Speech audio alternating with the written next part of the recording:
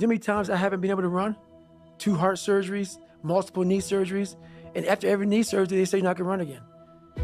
And I'm fine with that. There's no running up here, bro. None. This was what it was all about.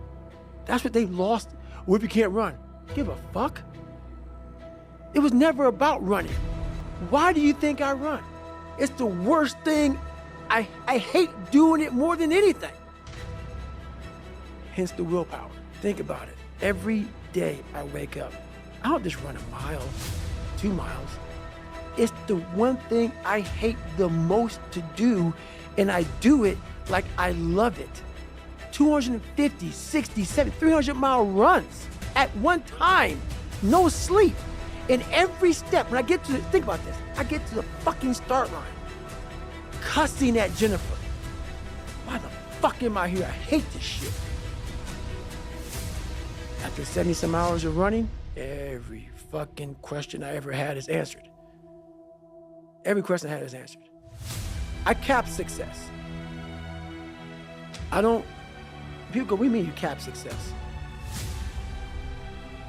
For me to be who I am. So when I go smoke jump, I'm smoke jump 3 to 4 months out of the year, sometimes 5. Could you, just for those that aren't educated about, just like give us a brief description of what smoke jumping entails? So basically you jump into fires, not into them, but you jump by fires that people can't get to. So out of planes and helicopters. Right, out of planes, fast parachute, it's all parachuting. Okay. So you parachute out of airplanes and then you fight the fire. You and sometimes 4 other guys or maybe 8 other guys and gals, and you're putting this fire out. So I lose millions of dollars every summer to do this.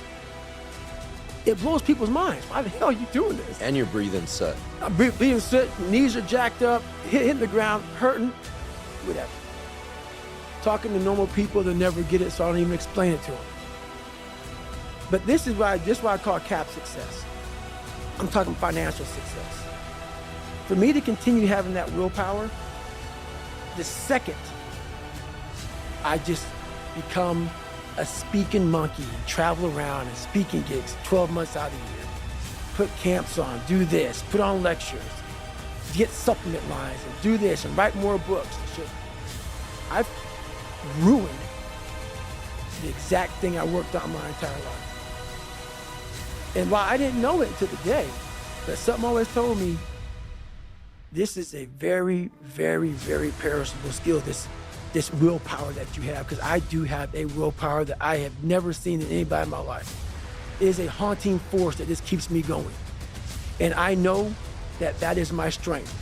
If you have that, so that's worth every dime I've ever made in my life, is the fact that I can look a man in the eye finally and have a real conversation without going like this, because I'm lying or I'm a piece of shit, or I know, you know how a person, and so many people do this shit, they're talking to you on who they want to be. They're lying to you. And they walk away, I've done it so many times, you walk away like, God, man, why can't I just tell him the truth? Why the hell can I just tell him the truth? You know how good it feels for me now to look at you in your eye, and every man a man I see, because women won't get this. Women will not get this. Man to man, that man shit. You look another man in the eye and you know that everything you're fucking saying is real. And it comes from a real working place, something that you earned. It's the best feeling in the world. You can say that actually happened. Yes. Like I know with certainty what I'm saying actually happened. Actually happened. Who I am and who I say I am, I am. No more lies. No more skirting the truth. No more bullshit. And that is worth every dime I've ever made in my life. And I swear to God on that.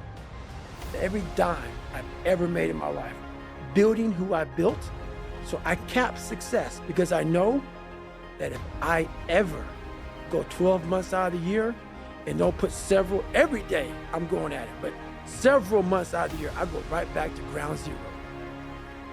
Which means I'm just fucking David Goggins. No Goggins, no carry boats, fucking logs bullshit. It's just pick up that fucking Pulaski and dig. Hey, get that fucking pump, walk down a mile, put it in the fucking water, mosquitoes beating. You're just David Goggins. You're nobody. Because that's where my growth is. That's where my willpower comes from. And that's where it stays. That's why when I talk to you now, and can I talk like this, dude? We don't talk with this kind of passion because it ain't there. It ain't there. They're regurgitating some shit from 30 fucking years ago. I'm regurgitating shit from an hour ago. Come on, man. It's just, be real. And I can't be on these podcasts. I can't talk to anybody without being real. I'll go away. I'll just go away. Because I can't give you what I want to give you. Like when you go to sleep at night, when that happens, you know what you're going to do the next day? It's pre-planned? Yes. Okay. Yes. It's always the same thing. You're not building it on the fly? No, nothing's Okay. on the fly. Nothing. So how it works internally for me is I put it exactly how it is. I'm an artist. And every day I'm painting Mona Lisa. Every day. But it's a different one. It's not the same painting. So every day I wake up, even though I do the same thing, it takes a different way to get there. So every day in my mind, I'm going through my mind, I'm just like, and a good painter will not just paint. He needs to create. And you can't create with phones and everything going around you. So you gotta block yourself off. You only do 2 podcasts in a year. You block yourself off and you're painting this thing inside, and you're going through all these different colors of paint and everything else. And you can only figure out the right painting if you spend the correct amount of time in your brain. So every single day, I'm literally going through my mind and I'm painting. I'm creating this masterpiece. And the masterpiece is always myself. But to do that, you cannot have any distractions. Because if you're talking to an artist and he's trying to think about the next painting, he can't. It's impossible to listen to you and listen to what your mind and body are telling you we must do. People don't do enough of. They don't do any of it. They don't have passion. They lack passion, drive, determination because you haven't spent time with yourself. Your mind will tell you what is next. But you haven't spent the time to go, all right, let me just figure this out. You're looking for, let me Google this and let me Google that and you're not gonna find it there because there's billions of people in this world and they're all supposed to be individuals. We have a pack mentality. That's why you're so fucking lost. Why am I so unique? I'm being exactly what the fuck I was supposed to be. I ain't follow shit. And when I did follow shit, I was like everybody else. The second I said, okay, man, hang on, dude. You don't like this, you don't like this, you don't like this. Who are you, David Goggins? Who are you supposed to be? Miraculously, all these things just, I couldn't even, the list of shit I had to do just, wham! It's like, fuck, okay. Wow. Once you sit down with yourself and say, okay, I don't want to be like Michael Jordan or Jim Brown. Both were on my birthday, so I looked at the birthdays, like, oh, maybe I can be one. I can't. I'm gonna be David fucking Goggins. And that looks like this. It just came, everything flooded. So every single day of my life, there's a different thing that comes up that I have to do. But no one knows what to do because everybody else is following steps. Like the Republican and Democratic parties. I'm not political. Neither am I. At all, for this reason. Republicans are gonna vote Republican. Democrats are gonna vote Democrat. You're not even a human fucking being, bro. No way all you fuckers agree with all the same fucking shit.